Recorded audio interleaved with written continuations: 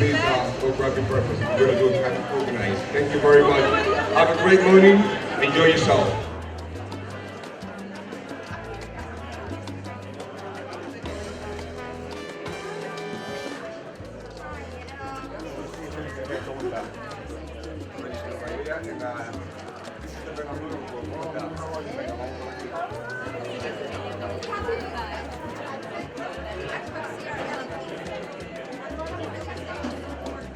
Good morning. Good morning.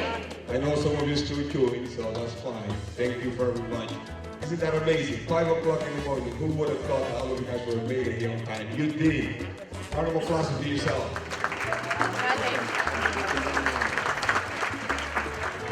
Glad to have you here, and I'm going to introduce all of you guys, our MC, our VP, Chief Operations Officer. Good morning, everyone. Good morning. We're very excited to be here, be at this beautiful campus at the Assumption College. And I thank Assumption College and the president for allowing us to have breakfast here. I'd like to start by thanking our wonderful sponsors who made this event possible. The sponsors, if you could raise your hand when I mention your entity, and at the end you should all clap. Our sponsors are Allstate Insurance, Connect Media, Eversource, Pittsburgh Art Museum, Pittsburgh State College, La Mega Worcester Radio Station, National Grid, Senior Hotel, Telemundo, and last but not least, our supporter of many decades, the wonderful people from Hispanics.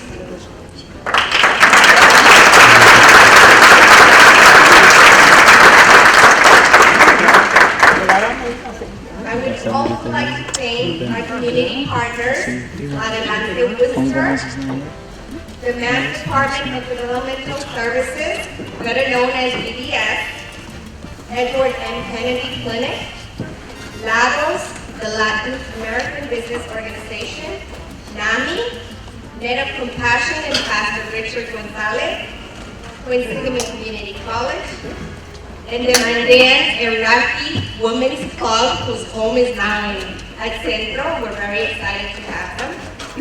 Worcester Public Schools, and Worcester State University. Thank you.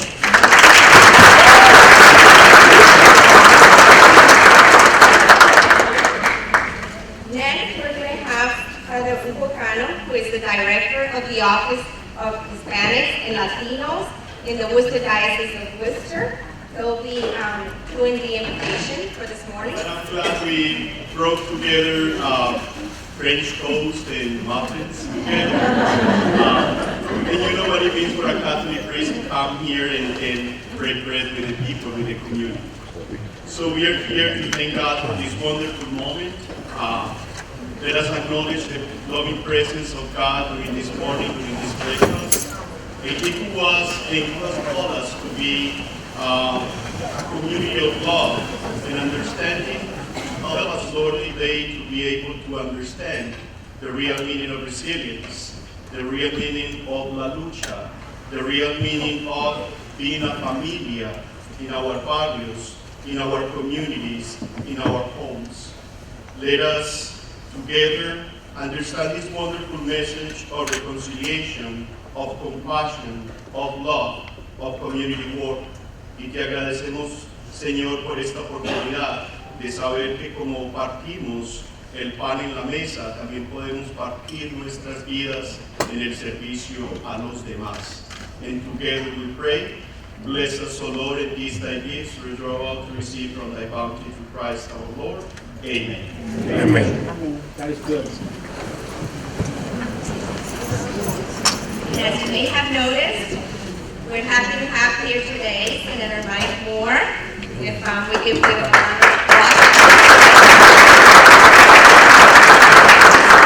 He's an unwavering supporter of Centro in our community, and we're very happy to have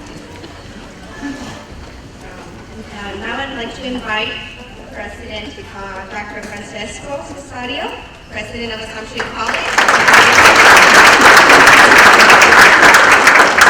Bienvenidos y buenos días. Es un placer para nosotros que ustedes están aquí para celebrar la historia y cultura hispánica aquí en nuestra ciudad y a nuestra universidad.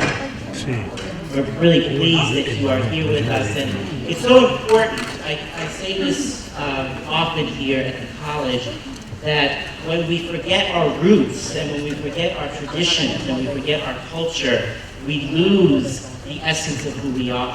And that goes for institutions, it goes for families, it goes for nations. And so to have you join us this morning as you celebrate Hispanic culture and Hispanic heritage, it's a continued reminder of the richness of our society and the richness of our community, and coming together to share our gifts and our stories and our perspective continues to allow us to be strong together as one. And so we welcome you to our campus. We hope that you enjoy. The sun's not out, but I hope you still get a chance to enjoy a little bit of the beauty of our campus at this special time of the year. So welcome and have a great day. Thank you for being here.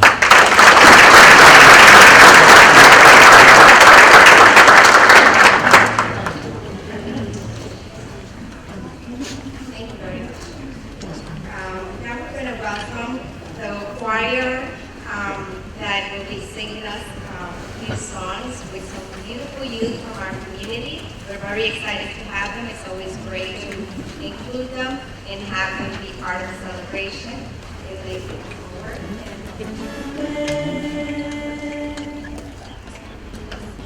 Enséñame, Señor, el camino y guíame.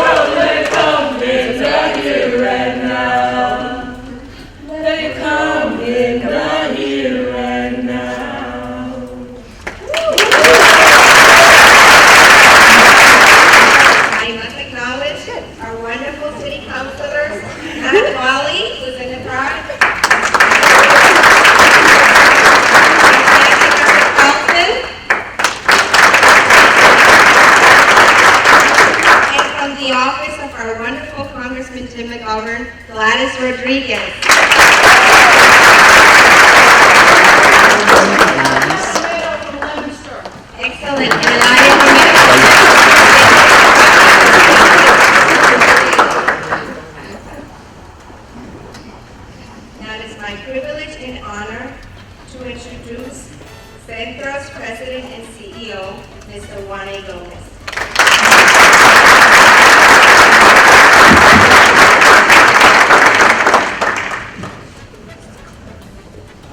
truly will try to be brief, but I'm going to steal this moment and take the opportunity to tell you a little bit about what, for God's glory, we've been able to achieve at Centro during the course of the past 12 years. I couldn't miss the opportunity to share that with you because if you talk to anyone that works at Centro, that volunteers at Centro, or that has any kind of involvement with the organization or even our clients, you will feel the difference. You will understand that Centro is not just like any other institution in our community.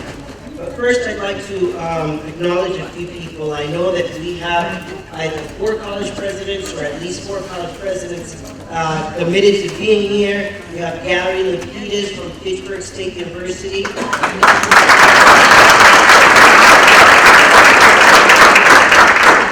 Barry Maloney from Worcester State University. Hilda Ramirez here from the Latino Education Institute at Worcester State University. President Luis Pedraja from Quinsigamond Community College. The chairman of our board who keeps us all in line, the Board of Trustees, Susan Mailman, the president of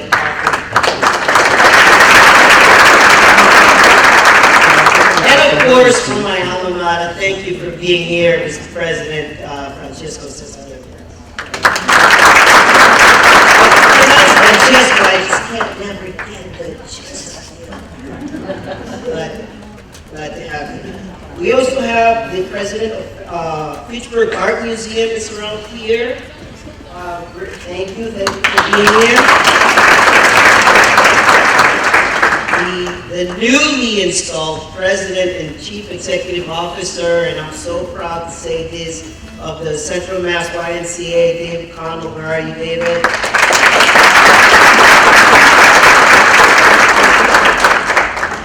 The President of the Chamber of Commerce was going to be here, but he had to go to a meeting, and he sent one of his representatives here with us. Thank you very much for being here. We have Maureen Benenda, Worcester Public Schools.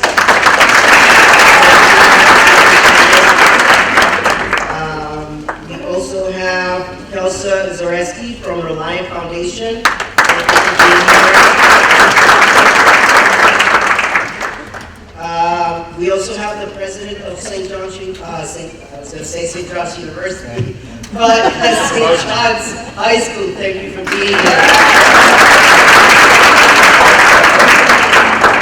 Senator Mike Moore, we already acknowledged. And we have some people that I have to acknowledge because I work for them. We have a number of board members here. If you please could rise to the acknowledged board members of Centro. Please stand up. Mauri Ramirez. Shan. And Bruce Brown. And every time we have an important event of Centro, somehow this gentleman always appears. And it epitomizes the civic activism of the Latino leaders of the 60s and 70s. He was not exactly on the papers as one of the founders of Centro, but he's always been there, was there to support the founders, and was there subsequent to that as an interim executive director. It's a pleasure and honor to introduce to you George Cortez.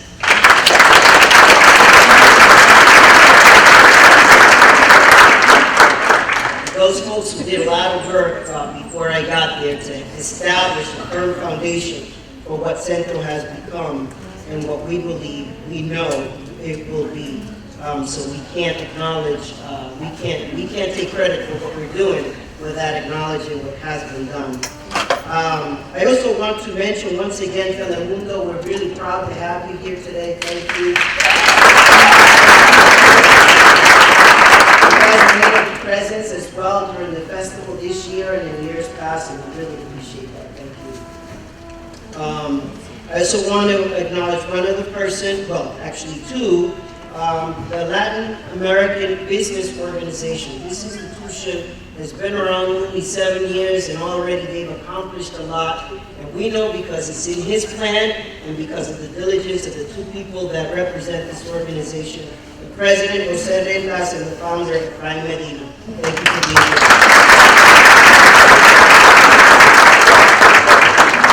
Centro was established in 1977. It was established by a number of individuals in our community to give a voice, a place, and an opportunity for Latinos, and at the time it was mostly Puerto Ricans that lived in this community.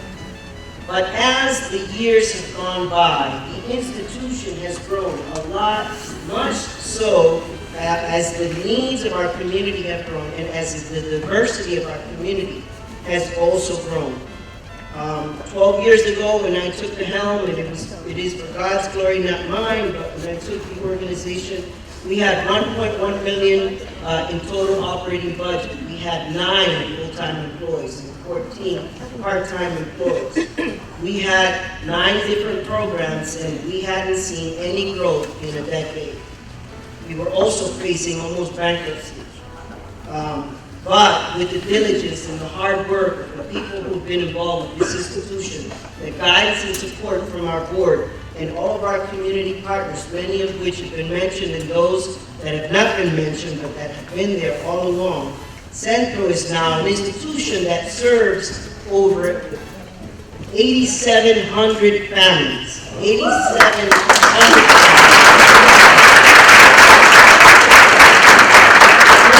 24,000 individual client contacts every year. 24,000. Those are not my statistics. Those are the statistics of the Worcester County Food Bank and other organizations that keep track of that stuff. That's too big for me to think. But we have a total operating budget of $8.4 million. We closed the year with another surplus last year. We have almost 60 highly dedicated, highly committed, highly competent employees who do all of the work. And without many of them that are here today, this wouldn't be possible, and the work that we're doing every day wouldn't be possible. So could you please acknowledge those of you that are employees and volunteers at Centro, stand up, and all of us that's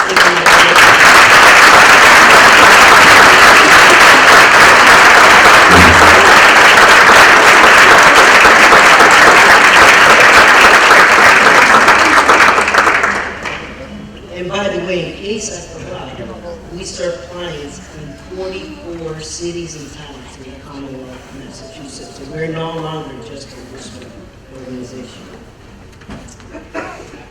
This year was a very telling year for Centro. At the end of the conclusion of our fiscal year, not only did we close the books on the organization, but we also concluded our 3-year strategic plan. This strategic plan sees the organization growing far more than any of us can imagine. What we will do during the course of the next 3 years is going to set the pace for where Centro is going to be a decade from now or 40 years from now. That would not be possible without your support. So I'd like to take this opportunity to thank you once again for that. But we also did something highly remarkable. The institution that credential organizations, providers, and hospitals. So the colleges and universities are credentialed by whatever the name of the institution is now. It used to be called the Regents or whatever. The high schools, they're credentialed. Hospitals and clinics are also credentialed by other institutions. But providers like Centro are also credentialed. And I want to remind you that we only have 60 employees, maybe, a very small budget, and we had never been credentialed by any credentialing body in the history of this organization. None of the top leadership of the organization had ever participated in any credentialing process. At the conclusion of the interview, the surveyors said to us that they could not believe how well we had adopted the policies of CAR. CAR stands for the Council on Accreditation of Rehabilitation Facilities. Not only did they recognize that, but we could have either not gotten credentialed for a year, or gotten credentialed for 3 years. And thanks to that hard-working team, the guidance and support from our board, and a substantial investment on our part, over $83,000, we got credentialed for 3 years.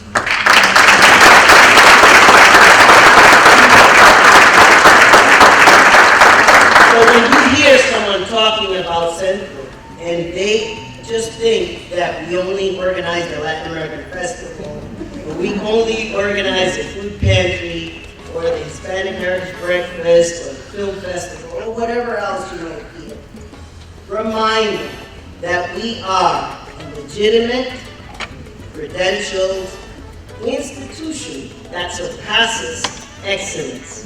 We don't just talk about it.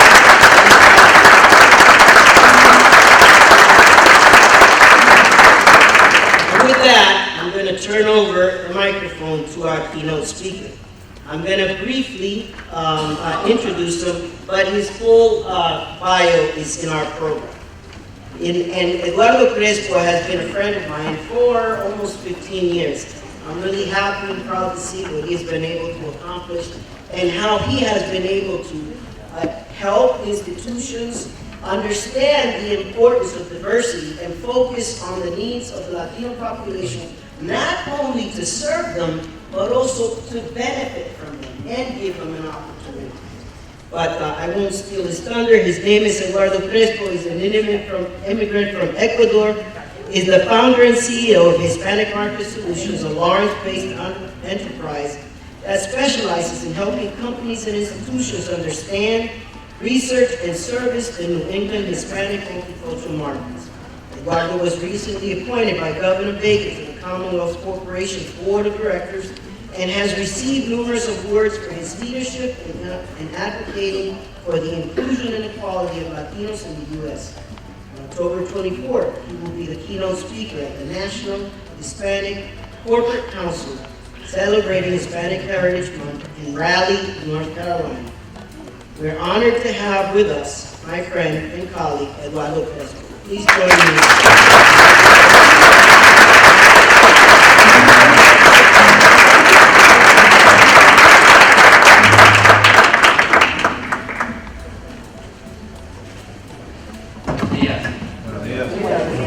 Thank you very much. What a great introduction.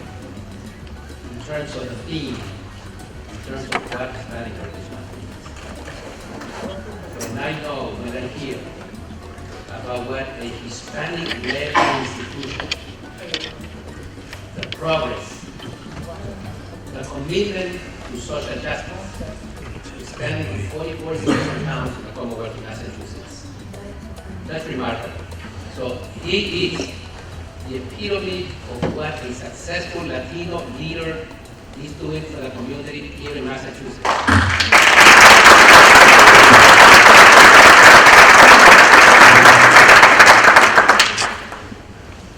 With Latino Heritage Month, I think that if you don't know, why do we celebrate this month? Celebrate reason. Is that okay? All right. So why is it between September the 15th and October the 15th?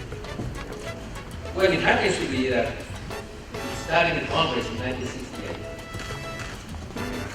And the national independence from Spain of several Latin American countries. Guatemala, Honduras, El Salvador, Nicaragua, Costa Rica, Mexico, and Chile. The freedom. They fought for freedom, and they got their independence. And that is the theme of my presentation, which is the freedom to pursue your own destiny. It is to become integrated into the American society, not assimilated, but integrated into the society, so that we can go ahead and prosper. Because by Latinos prospering, the whole society. So it is incumbent upon us, every one of us present, that unless and until we focus on the growth not only economic growth, but educational attainment. This community, we are missing the boat. So we are already here. We are not going anywhere else. The 13 million people, that is also, that you hear something in the news, etc. We are already here. In my case, I've been here for over 100 years. No, sorry. Plastic surgery. And people may not know that before the pilgrims arrived, everybody thinks that the whole U.S. situation started when the pilgrims arrived. The Spanish people in the United States were already settled. Remember that. So when some people have the perspective that we are newly arrived people, I'm sorry, we had arrived long before the pilgrims did, so don't mistake that. Just very high-level data.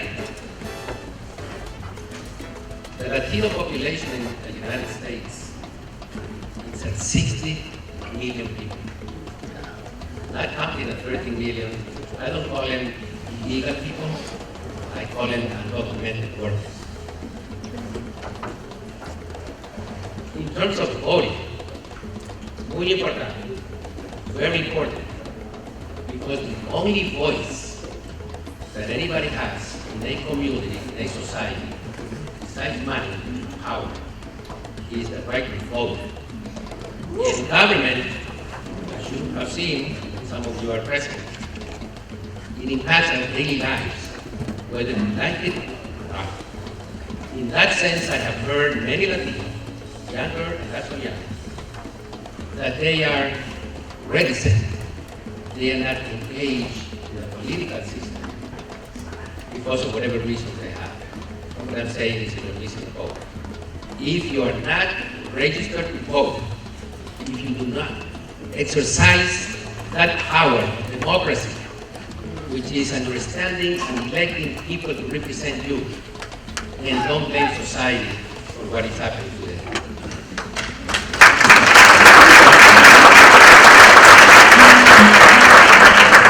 The reason why I'm saying that is because the data that I have in 2016, the Latino segment of our population that were eligible to vote only cast their vote 48%. It's a shame, less than half.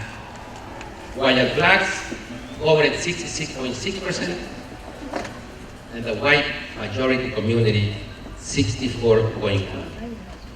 So we'll see that we lack representation because we do not exercise our right to fair and equitable representation. Mexican Americans account for 35.3% of the population, particularly in the Southwest and the major metropolitan areas. Here in the Massachusetts area, it's mostly people from the Caribbean, Central, and South America. So depending on where you are living in the States, depending on where you are living in a particular community here in Massachusetts, there are different perspectives, there are different cultures and traditions. And for those of you that are trying to really connect and better engage with the people in Worcester, or in Holyoke, or in Springfield, or in Lawrence, bear in mind that you have got to get into the deep roots of the community and understand where they come from, what they believe, and what they represent. Now, there are commonalities among Latinos. Language, sports. Now, in sports, don't make a mistake. I mean, don't have a baseball fields in a community where there are people from South America. Not everybody plays baseball. And not everybody plays soccer. You know, I just came from Providence last week. And one of their, La Señora Rosa, Mrs. Rosa, she is the president of the city council of Providence, Rhode Island. And she mentioned that they had to rearrange the field because they were wondering why people were using the field. And then when they talked to the community, they found out that South Americans usually do not play baseball. So now they have soccer field. Something very important, Hispanics are the youngest of the major racial and ethnic groups in the U.S.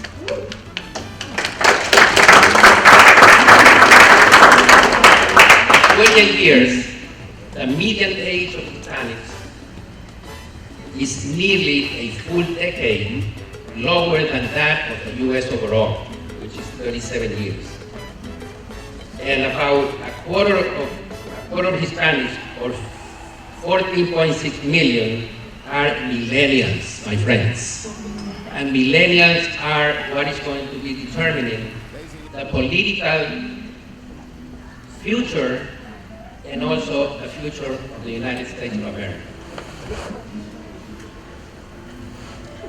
Latinos make up the largest group of immigrants in most states. People from Mexican origin, they are the biggest source of immigrants in 33 states. So when you talk about Mexican Americans, it's not only Texas, California, Arizona. It is in 33 different states. Now, I would like to get into the whole issue of culture. You may not know, but Latinos and Spanish-speaking folks have been influencing the U.S. culture for a long time. You may not know this, but let me give you an example. And believe me, this is all reliable stuff. This is not propaganda. Well, maybe un chico, como dice, how Dominicans say un chico. For those of you that are a little bit older than 30 years old, older, you remember the cowboy movies? John Wayne and so forth? Well, the original cowboys were not Americanos. They were vaqueros from Mexico, you didn't know. And then they took that example of Mexican ranch hands, and then all of a sudden, they took that upon themselves. And they created a whole cowboys type of culture. And you may not know this, but the word barbecue comes from the Spanish name of barbacoa. So if you didn't think you were bilingual, you're close. Superheroes. Do you know who in the U.S. culture who the first superhero was? Go ahead, you know. Zorro. Remember Zorro? Remember Zorro? Okay, so Zorro was created in 1919. And Zorro went on to influence the American superhero tradition for characters like Batman, Superman, and the Lone Ranger. So here we go. You know, if you know about Superman and Batman, well, actually you have some cultural, Latino culture. Has anybody heard about Instagram and Facebook? Oh, I don't wait. Well, we have two, actually, if you didn't know this, there are two Latin Americans that were in a founding group of Instagram and Facebook. So you don't read this in the general media, because that's not going to be important for them. The Brazilian is by the name of Mike Reiger, and in Facebook we have Eduardo Saverino. Two extremely talented people that you never hear about, but they were in a very core, original founding team of Instagram and Facebook. Out of television, would you know that it was a Latino that got the first patent for color television? So the reason why I'm saying in World War II, there were over 500,000 Latin Americans, particularly from Mexico and Puerto Rico, that have fought and paid the ultimate price to keep democracy alive and to keep the United States of America.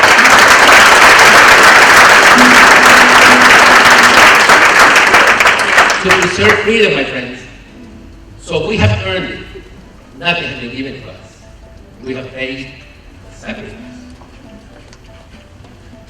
As far as students recognition, you have only heard, I assume, Brown versus Board of Education for educators. Am I correct? Well, maybe you never heard of Mendes versus Westminster, which desegregated California schools and provided a big leg up in terms of momentum and legal precedent. And that was initiated by Latinos. Freedom of education. We are in a capitalistic society, and the US dollar, right? US dollar, everybody kind of likes the dollar.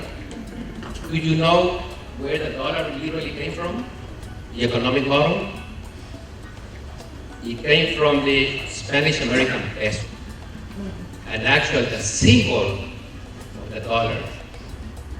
So what I have tried to do is to give you some tidbits of influence of Latinos in the American culture. So now we got to the juicy stuff.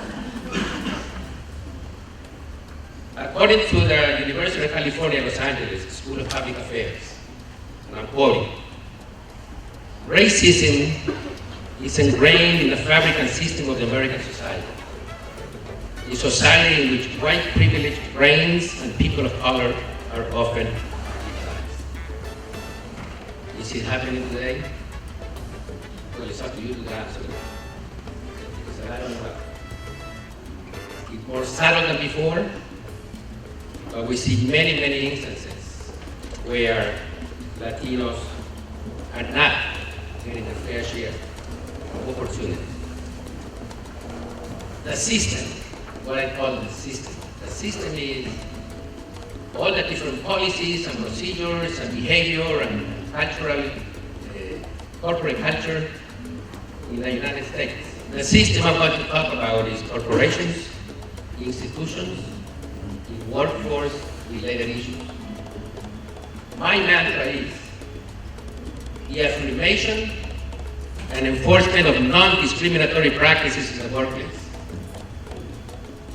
We do a lot of work with companies that are well-intentioned. Human beings, traditionally speaking, are well-intentioned. There are a few bad folks out there, that's the minority.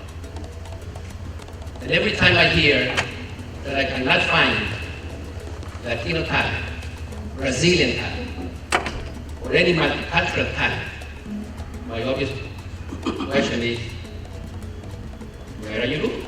If you look hard enough, you find it. The president of Framingham State University is a compatriot of mine, Dr. Javier Ceballos. The president of MIT is a PhD from Venezuela.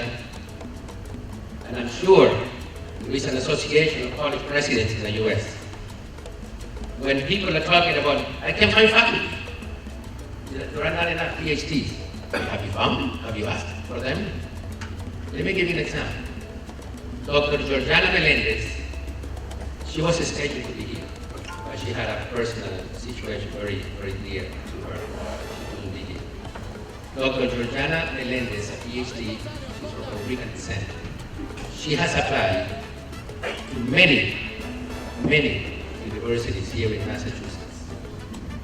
And she will have to move out of Massachusetts to get a job somewhere else. Although she is fully qualified to be a college professor. That is a shame. Latinos are proud. We are proud of who we are. Yes. Our music, our food, our language.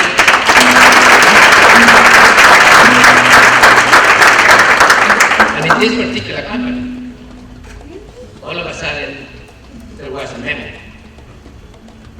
And this is a very relevant company. I'm sure that you have to consume some of their products. It's in the computer. A memo that stated that while you are working, the official quote-unquote language of the company was English.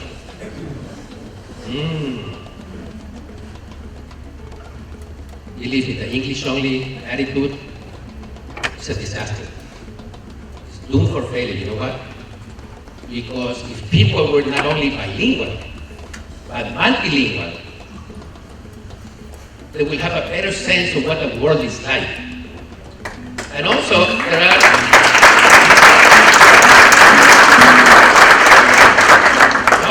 studies that show that bilingual people are supposedly smarter than monolingual.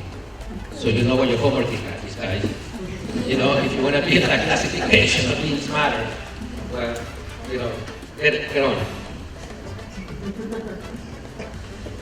Corporations need to build a work environment where diverse workers will not only fit in. Have you heard that phrase in some folks? Gee, Latinos don't fit in. You know? I mean, they don't dress right. They talk loud. They use their hands too much. They have groupies. You know, I mean, they party. You know, I mean, they claim that, I mean, like a family is the neighbor, the abuelita, cousin, and the nephew. Well, what's wrong with that? Maybe some people are lonely.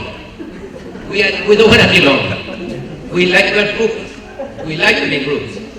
One time I had a client here in Massachusetts, a big retailing association, and they said, Eduardo, why is it that people, you know, they sell cars, big major cars, and they said, gee, Eduardo, you know, I mean, I don't know what it is, but I want to sell one car, and there are 5 people coming in. There is the young guy that is buying, the father, the mother, the uncle, and a mechanic that never went to school, but I guess he claims that he's a mechanic. Well, you know, a lot of Latinos are mechanics, no degrees. But they fix it. They know the old way, because back home, people need to be self-sufficient, you know, right? So we are carpinteros, you know, we are plumbers, we are mechanics, and so forth, because we have needed to survive. And the survival mode has made us more resilient and more accommodating. That's why, now, I'm not advocating, believe me, I'm not advocating that you hire somebody, you come in your house and all of a sudden you have a flat. No. That's not the way it goes. At least from my country. Assimilation means relinquishing your roots, your customs, your traditions, where you come from, your values. It means cutting the umbilical cord of your future existence. That sounds true, and it is true. Unless we stand up and we speak up, the Latinos want to preserve, that we want to continue going with our traditions, with our culture, our values, because we are contributing to the society in the United States, not only in economy, not only in education, not only in employment, but in all aspects of the American society.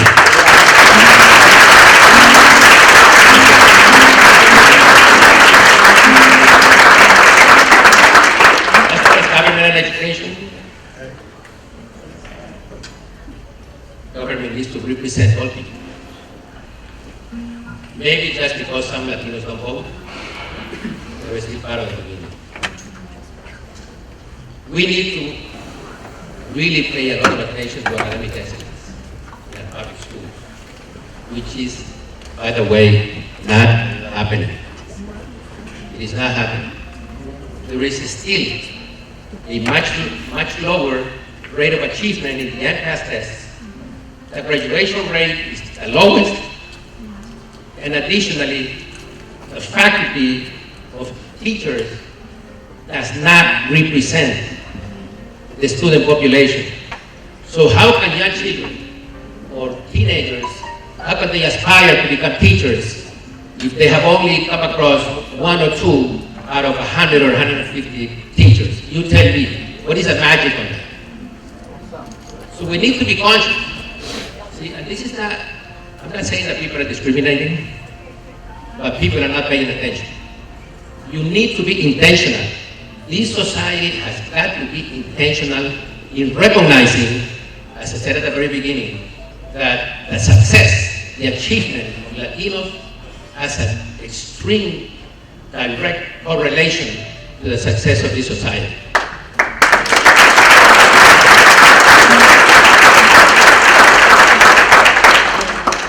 The Latino opportunity. finish very soon. What is the goal of the Latino President of Costa Rica? The goal is, ladies and gentlemen, your self and societal empowerment. That's what the Latino President is. We need to get empowered. And power means being at the table. Latinos need to have their own chair at the table. Do not mix up an orange. Don't give me the multicultural quote-unquote peace, where all of a sudden Latinos are diluted into other ethnic groups, which I enjoy and I respect. But I'm sorry. We have the numbers, and we have the economic impact and growth in this society so that we don't need to be sharing a chair with anybody else. This is what we need to push for. Because what happens is that when there are studies, and they say multicultural studies, what are we? I mean, if we are 80% of the pie, don't you think that we should have our own chair at the table? Do you agree? Yes. We need to learn how to navigate the system. You know, even though I have been in, like I said, for a long time here in the States, and I have 3 sons and 9 grandchildren, and I have been married for over 50 years, very proud of it. I still need to talk to my sons and my grandchildren about not to get confused, because people can get confused very easily, you know? And people can get so overwhelmed that usually the media only portrays us drug runners, prostitutes, poor people. But there is the other side of the coin. We just don't hear about it or don't read about it. So understanding how to navigate the system means that we need to mentor. My most beloved mentors have been non-Latinos, blacks, whites, Native American, women. You know why? Because I have been blessed that these are folks that came into my life that meant well. They knew more. We were connected. Some of them had money. And what is called influencers. So you need to latch on, guys. You need to learn and know who the influencers are so that you can become part of that powerhouse. Our responsibilities, and this is my last point. Yes, you can make it. You know, a lot of youth, a lot of young people, they have not been educated in the sense that they can do it. You know, the expectation of failure is too often fed into the minds of Latinos and other ethnic minorities. Why? Because they don't see much success around them. And that is really very sad. We need to become civically engaged. We need to volunteer. We need to pay into our own progress and development. We can't just let somebody else do it. This is our role, this is our community, and we need to be part of it. Not only expect or demand that the system gives us something, but we also need to contribute, whether it be by advocating, whether it be by working hard, whether it be by getting educated and paying our taxes, but also we need to become an integral part of the fabric of the community at all levels, whether it be in neighborhoods, local neighborhoods, whether it be in civic associations, whether it be volunteering for Centro, whether it be connecting, please, people in Worcester and surrounding communities. You need to consider connecting with regional and national organizations.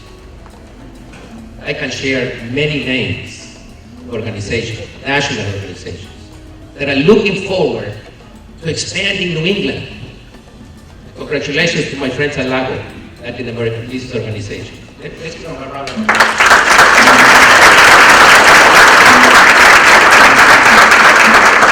Lago is an example of what Latinos can do. They have to kind of create their own destiny. And this is what Jose and Efrain are doing, so power to you. The 2020 census, we all need, every one of us, we all need to advise, to counsel, to tell people, whether they are documented or not, that they need to be counted. Because so much of the funding, your political representation, depends on the numbers. And we know that typically, the US Census has undercounted the Latino and other ethnic minorities. So in 2020, can be a really great tool for future engagement and representation of Latinos. Bilingual and bicultural is the way to go. A mí me gusta la bachata, me gusta el merengue, me gusta la salsa, me gusta el pan.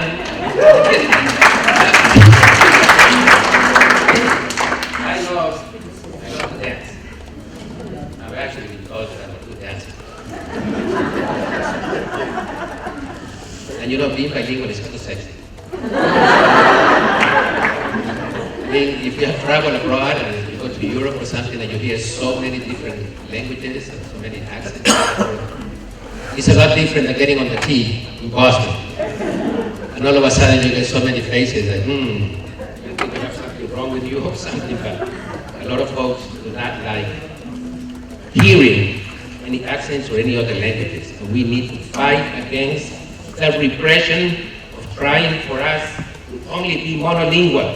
Because we need to teach our children that bilingualism and multilingualism is the way to go for the future, not only of America, but of the world.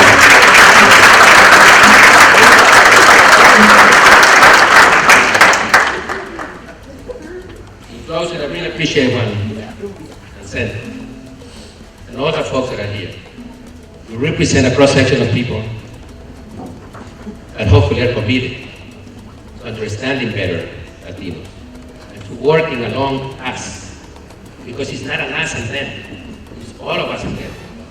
And I really hope that Worcester continues on the path of progress, of integration, that the Chamber of Commerce, I'm talking to my new friend, now they have 2 bilingual folks.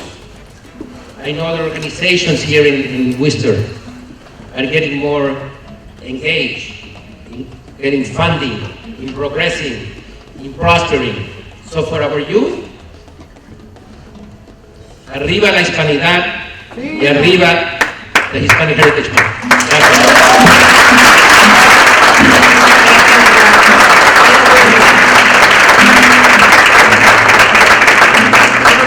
Thank you very much, Eduardo. And we cannot go any further without acknowledging Diane Rasica, that's here from the mayor's office. And I have to say, I've been a resident of Worcester for 38 years, and I'm so proud to be from Worcester. And I'm so proud to have a mayor that not only invites us to the table, he validates us, he includes us, and he helps us grow in our community. So I want to thank Mayor.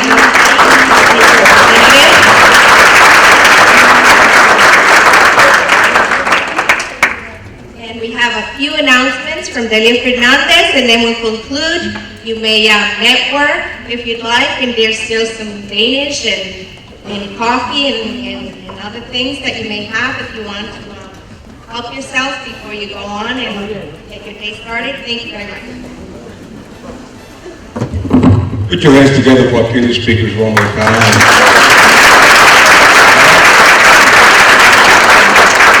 Eso para que vean que nosotros contamos mucho, right? That's for everyone to know and to see. A lot of good information that I didn't know, and again I don't have a lot of time to do a lot of searching, but that was very good information. I feel prouder than ever today to be Latino. How's that?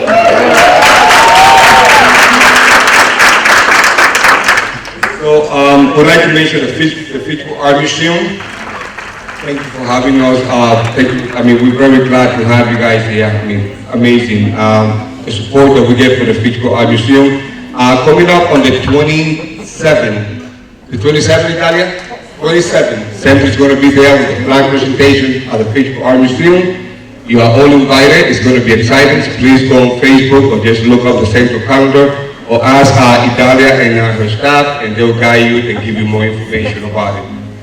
The Latin Festival is, we are composing a committee of volunteers to be part of the Latin Festival. And what this committee is going to do is going to ease the process or help us identify better singers or more qualified singers and other entertainments and other things that we would like to implement in our festival. So therefore, we're giving the public the opportunity to be part of the decision making or suggestions or identifying other things that are important. Mr. Gomez, the mic is all yours. Thank you very much. Lastly, I want to acknowledge we have here with us Ken Bates from Open Sky, Ken Bates, president of Open Sky.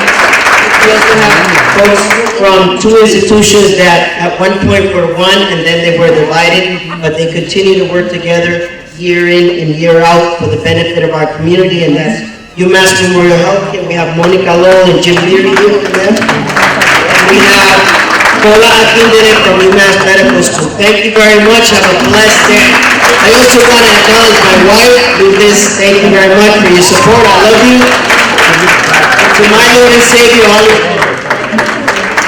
Have a blessed day. Our 30th anniversary festival is next year.